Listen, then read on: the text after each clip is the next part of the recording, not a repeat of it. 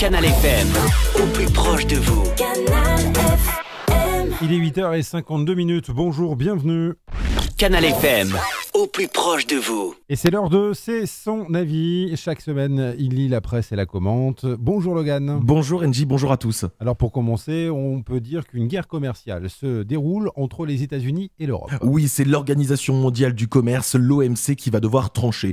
C'est ce qu'on peut espérer, c'est ce que nous décrit Le Monde. Tout débute par la décision américaine d'augmenter les droits de douane sur l'acier et sur l'aluminium européen depuis le 1er juin. Par conséquent, du côté européen, il est annoncé de nouveaux droits de douane sur une série d'importations américaines qui devraient s'appliquer à compter du mois de juillet.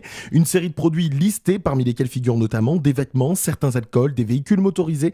Attention au risque d'escalade que fait peser cette mesure protectionniste décidée par l'administration Trump. Si rien ne change, prévenez Monsieur Trump, bye bye à nos jeans, bye bye à nos motos et bye bye à notre bourbon.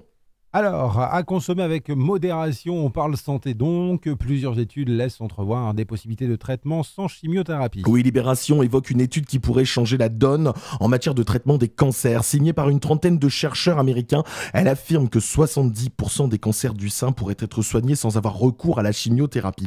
Ce traitement lourd, la chimiothérapie, accompagné de nombreux effets indésirables, la nausée, la chute de cheveux, les diarrhées ou encore l'infertilité, l'étude repose sur un test génétique donnant un pourcentage des risques de récidive. Il permet donc d'orienter le médecin dans son diagnostic. Au-delà de 25%, la chimiothérapie est fortement indiquée. En deçà de 10%, elle est écartée. Et c'est donc l'immunothérapie, un médicament et une méthode qui consiste à aider le système immunitaire à fonctionner pleinement pour localiser et détruire la tumeur qui sera donc utilisée. C'est presque l'inverse de la chimio.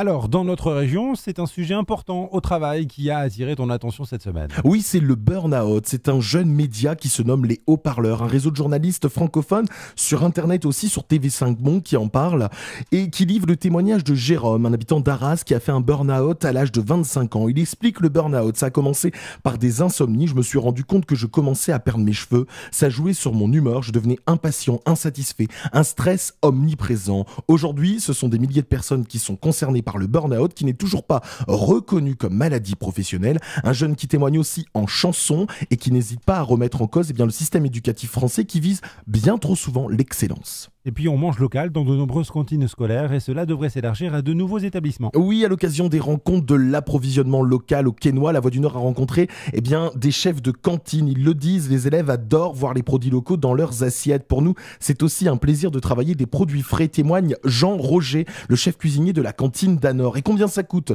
Je suis relativement libre tant que le budget du collège est respecté. Ça, ce sont les mots de Christophe Cédric, le chef cuisinier du collège Ronsard-Daumont. En 2015, le département a fait l'approvisionnement local une priorité. De 18 établissements approvisionnés localement, nous sommes passés donc à 115. Après les collèges, le département va se concentrer notamment sur les établissements de santé. Et je pense que c'est plutôt une bonne nouvelle.